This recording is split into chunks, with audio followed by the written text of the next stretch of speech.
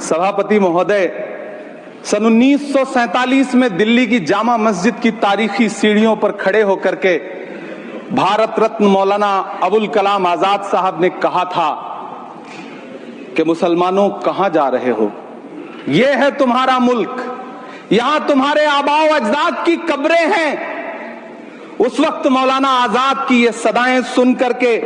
लोगों ने अपने सरों की गठरियां उतार करके रख दी थी।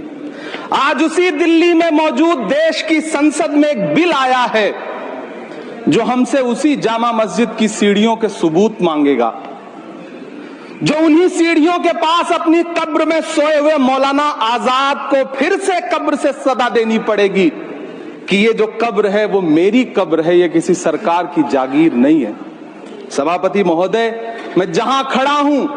इसी संसद भवन के सामने सड़क के उस पार अपनी कब्र में सोए हुए भारत के पूर्व राष्ट्रपति फखरुद्दीन अली अहमद की कब्र है।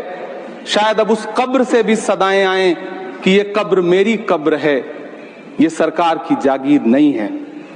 सभापति महोदय, मैं वक्फ कानूनों में किए जा रहे संविधान विरोधी बदलावों के खिलाफ बोलने के लिए खड़ा हुआ हूं। संविधान का आर्टिकल 14 हो, 29 हो, 30 हो, चीख चीख कर कहता है कि देश में सब बराबर के हकदार। आर्टिकल 26 कहता है कि सबको अपने अपने मजहबी कामों के लिए मंदिर, मस्जिद, गिरजाघर, गुरुद्वारों का निर्माण करने का हक है और उसका रखरखाव का भी हक है।